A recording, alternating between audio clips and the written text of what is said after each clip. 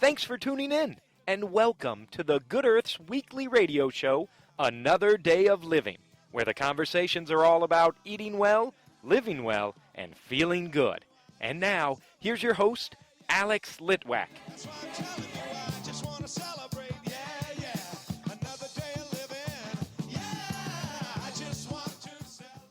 As a continuation of my wonderful field trip out in Southern California, I am in beautiful downtown La Jolla, and with me today is Dr. Erhard Vogel. He is the founder of the Nataraja Meditation and Yoga Center. Welcome, Dr. Vogel. Thank you. Welcome to you too, to California. You chose our nicest weather. We love having rain. I like having rain, and it really has made Southern California so green and lush. Yeah. It's fantastic. Let's start at the beginning. You were not born in this country. You were born in Germany. Yes. What brought you here?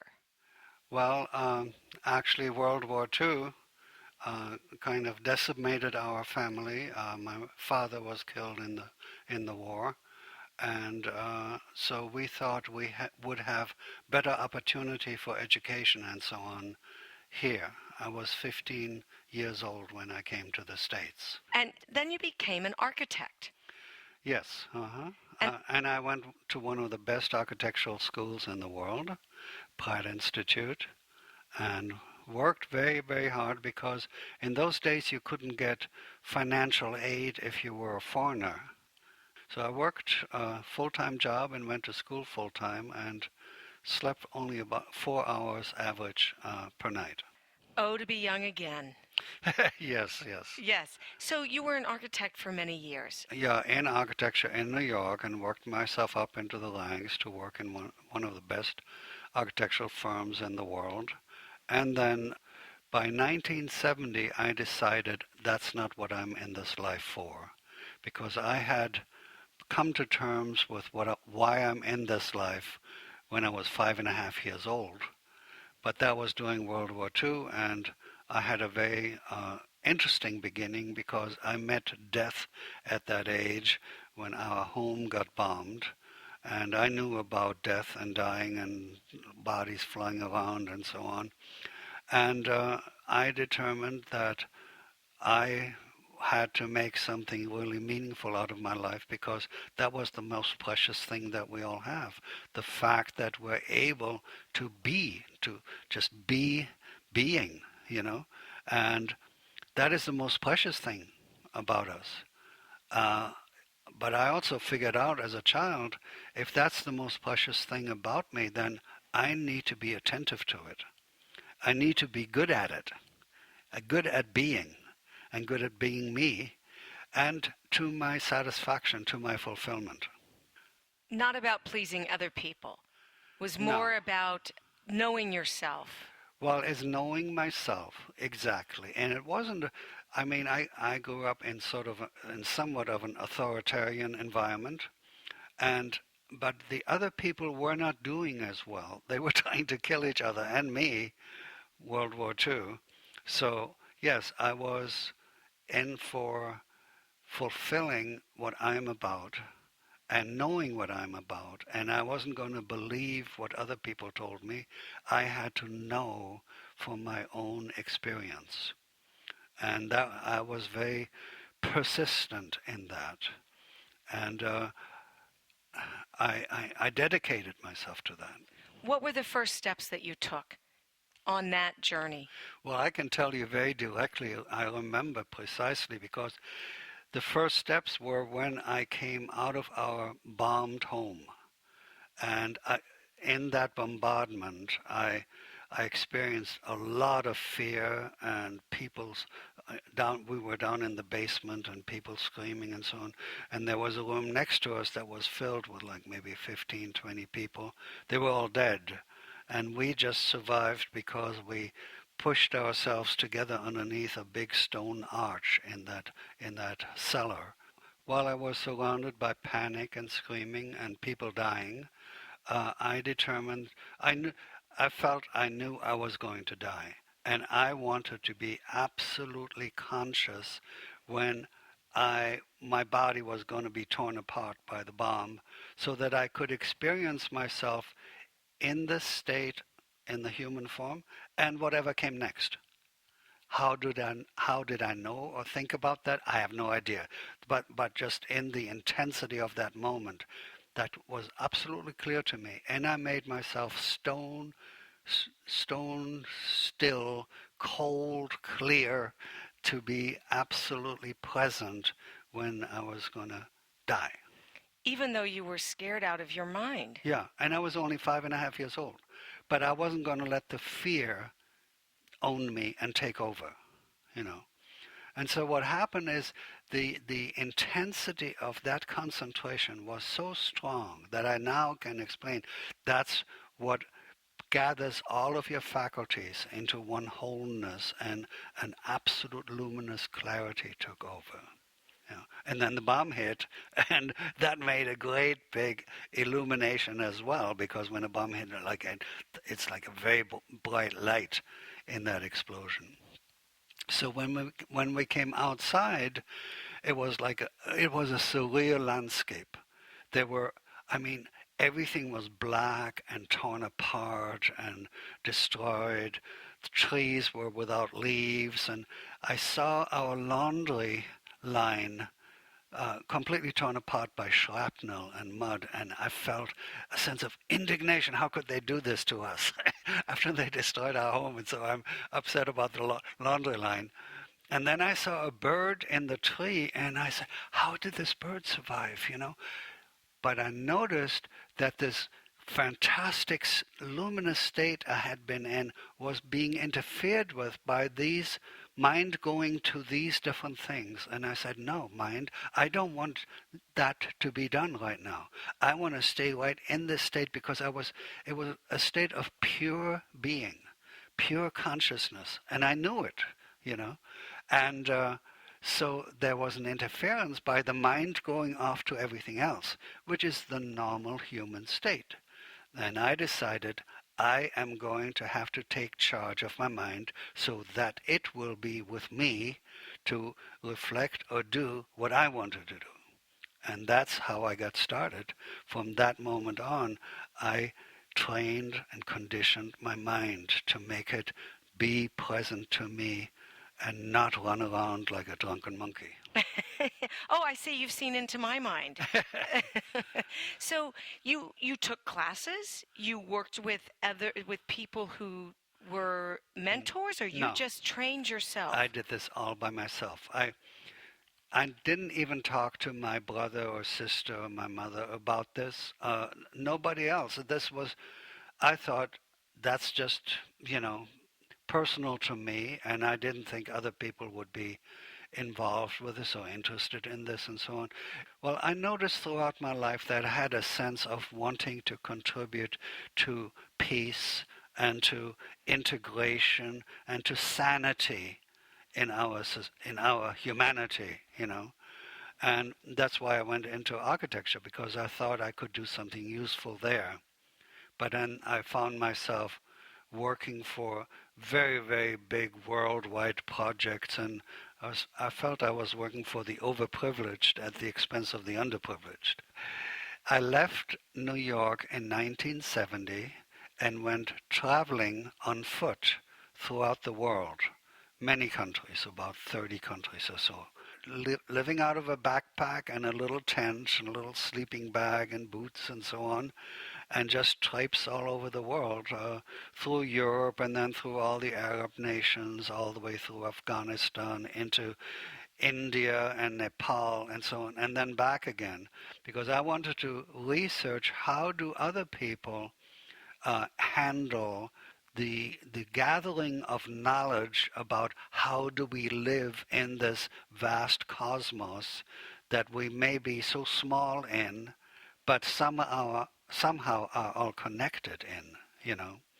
And so I wanted to research that and speak with people and also share my ideas that I had developed over the years of this very strong discipline, internal discipline that I was doing. And then when I came to the Himalayas, I had this great privilege of meeting two luminous sages that were around the world, that were respected at least as much as the Pope. I mean, they were just luminous, sages. And we became very fast friends because they talked with me about what I had developed over the years. And they said, this is amazing because this is the same thing we have from 5,000 years of Upanishads and the Puranas and all their Sanskrit scriptures, which are very powerful and very concise. Knowledge of how the human being fulfills their destiny and fulfills their life and themselves in this life. Not an easy thing to do.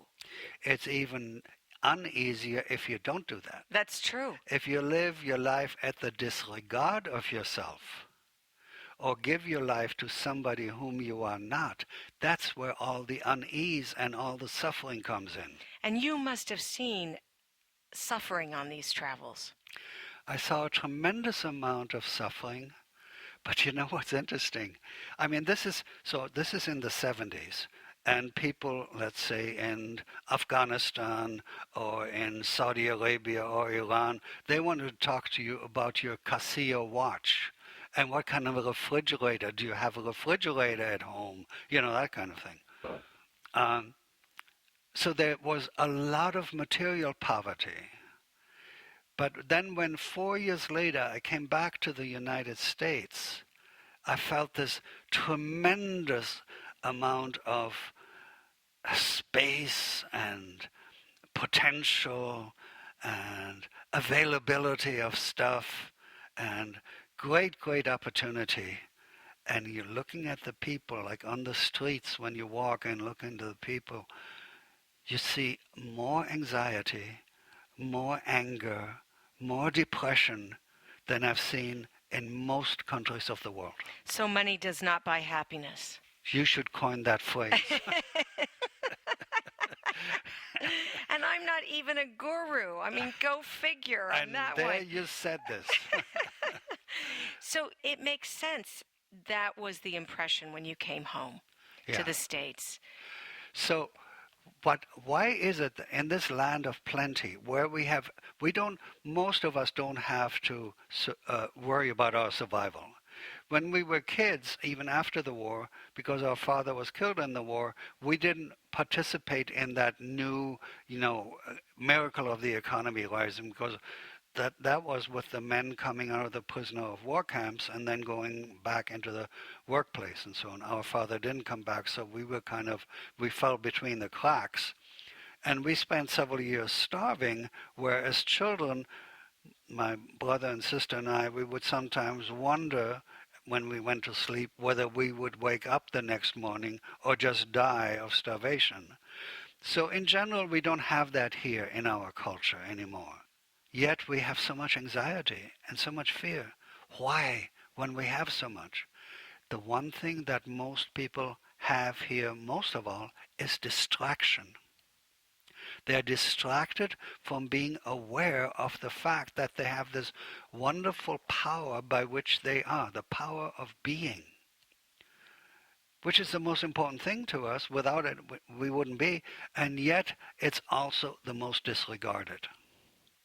In fact, what I'm saying right now, there will be people, what are you talking about? What do you mean? The fact that we are is the fundamental and the most wonderful thing about us. Now, how we are, that's up to us. That's where we have the freedom of living a life that is in accord with us and in harmony and nurturing of us, or a life by which we disregard ourselves or even keep punishing ourselves for something we don't even know what we did wrong, except there's something wrong about us. Why do we have such a difficult time valuing just being a human being? That's a very important question. And I think the answer is ignorance. No, I mean, we don't know who we are. How can we value ourselves when we don't know who we are? How can we fulfill ourselves when we don't know who we are? I'll give you an example. Let's say I'm in front of this filled auditorium with business executives, and I say, okay, turn to your neighbor and and describe the identity of your typical client. And the hall is filled with a rising level of noise because everybody wants to be heard over everybody else. Then I say, okay, now turn to your neighbor and describe your own personal identity. Do you know what the sound of the hall is? It's the sound of silence. So they don't know. So now I'll ask, would you work for a client, do a whole project for a client if you didn't know the client's identity? Well, of course not. That wouldn't make any sense. Yet you're spending your life doing a project, your life project. You're conducting your life, whether you like it or not, you are conducting your life for a client, whom you don't know who that is. Now, what's more important to you? To fulfill your clients or to fulfill your life and your reason for being? When you say that, it makes perfect sense. My hunch is that most of us walk through life thinking, if I'm only thinking about me, or I'm getting to know myself better, that means I'm too self-absorbed or I'm too selfish. Oh, excellent question. How did you get so wise? No, but that is a really important question. And the answer is the opposite of what you would think. In the way that we live within the body-mind complex as isolated entities and not in connection and not in relationship with each other. In fact, people of our society have enormous relationship issues. They are not very successful in terms of relating to each other. That means also they're not relating to themselves. Because if you don't know who you are, how can you relate to yourself? And if you're not relating to yourself, whom do you bring into a relationship with somebody else? A phony or a front or an unknown, do you see? Whereas when you get to know who you really are, you get to know your very essence, and you realize that all of us share that same essence, that power by which we are, right? The power of being. Now that's not strange to think of the fact that we are by some ability to be, right? Some power to be. Well, everybody shares that same power of being. So we're interconnected. And it is in that realization that harmony and peace among human beings and sharing and goodness takes place. Almost every practitioner that I interview talks about the same emotion over and over again, and that emotion is fear. How scared people are. And when I hear you talking, that's what I hear, that so many people are afraid to know themselves. Oh, very good. You surprised me because I thought my mind was going fear of death, right? But you are right. The fear of being themselves, meeting themselves, being one with themselves, that is the underlying fear, especially in our society. Now, I want to qualify this. There are societies where people are much more in touch with themselves, much more at peace within themselves, and therefore with each other. Like in India, like in Nepal. But there are other societies that are even more difficult in terms of connection with themselves and conflict and fear and anxiety and so on. So we're not the only ones. Thank God we've got more people in the same boat with us. We wouldn't want to be all alone. Yeah, well, who else could we have wars with if we didn't have other people who felt like we do? You say something on your website, live as an expert in your own life. I have learned so much through the years because I decided I've suffered so much, I had enough suffering, I don't need more. In fact, there's nothing in my opinion that recommends cultivating suffering. So I wanted to give myself, from my experience, I know I deserve the very best, the very highest. And as a child, I decided I'm not going to shortchange myself with cheap thrills and distractions and lesser stuff. But that it's not the stuff that I'm looking for. It is the wealth that is within all of us, the wealth of being. And when we are attuned to that wealth, we become independent of circumstances and conditions and can be at peace no matter what is going on, whether I'm rich or whether I'm poor. It doesn't, the money is not the problem.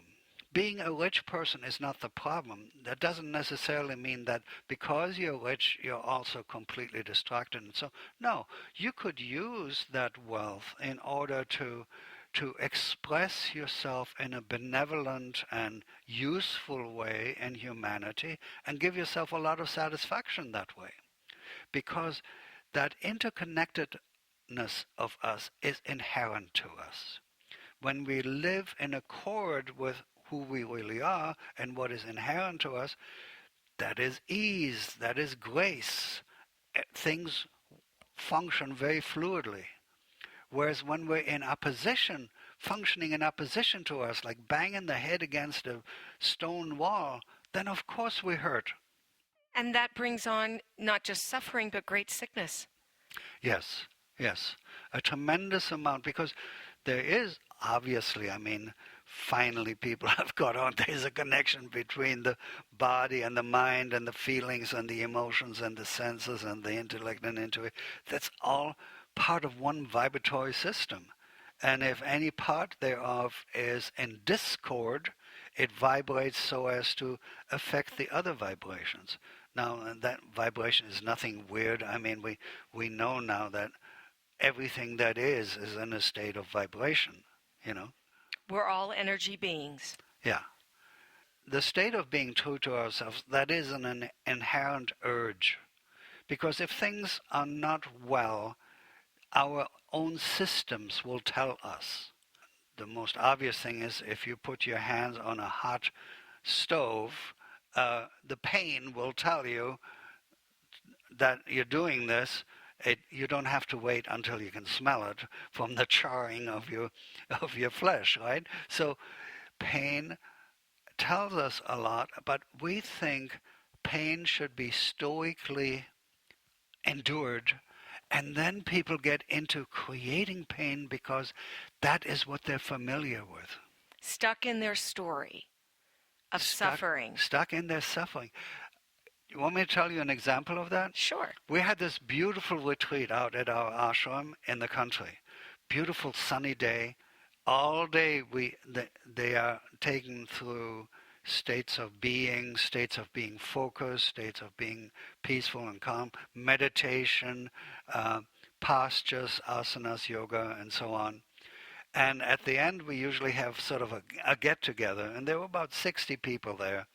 And they were saying how, what a wonderful experience I had. I felt so connected with nature. I felt so connected with so many people I never knew before, and so on and so on. And then one lady said, well, I had one of the most wonderful days in my life. I'm a nurse, and a hospital nurse, and I am with so much suffering and so much pain with people, and all of the things that you had us do today, they helped me directly to be liberated from all that suffering and feel really good. But the thing is, she says, and I have to be honest about this, I know I'm not going to do this after today. And people, why wouldn't you, She says, look, I'm just being honest. I have suffered all of my life. I'm used to it, and I'm good at it. And I'm not going to stop that. You hate to give up what you're good at. Yeah, right. Right? Yeah. Right? Focus on your strengths. Yeah. Suffering's a strength. You want to stick with it because, again, we're back to fear. The fear of the unknown, the fear of change.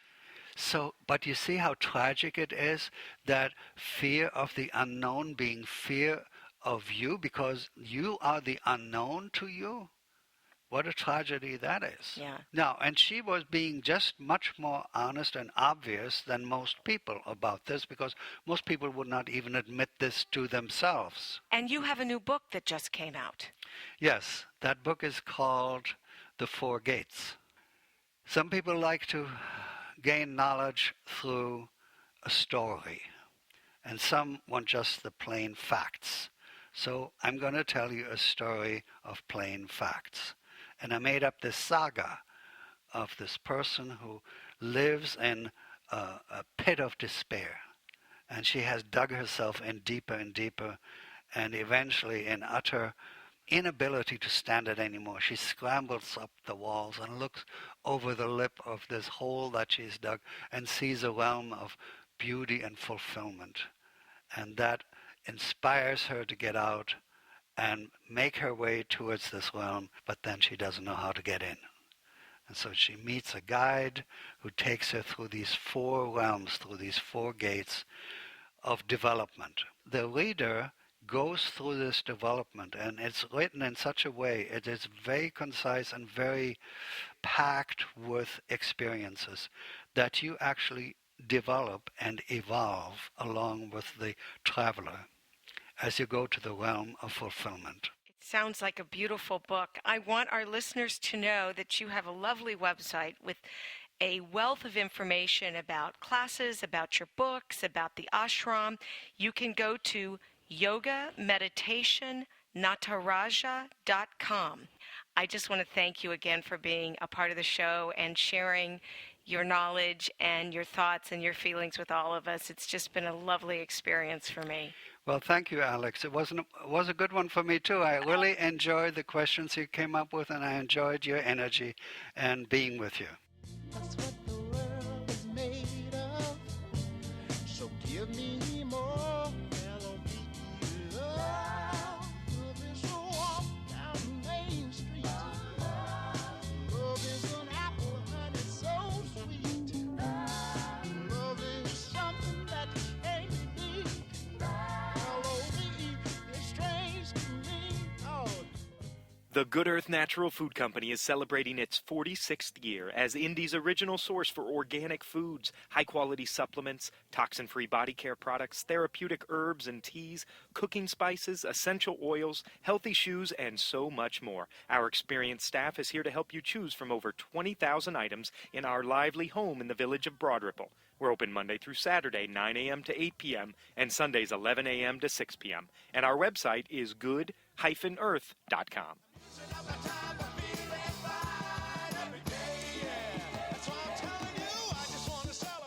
That's our show. Next week, my guest is Dr. Jonathan Smith from Healthier is Wealthier. I hope you'll join me. Don't forget to like us on Facebook and check out our new website, goodearthradio.com. Thanks so much for tuning in. This is Alex Litwack. Have a great week. The happiest half hour of your day has been brought to you by the Good Earth Natural Food Company, keeping Indy healthy since 1971.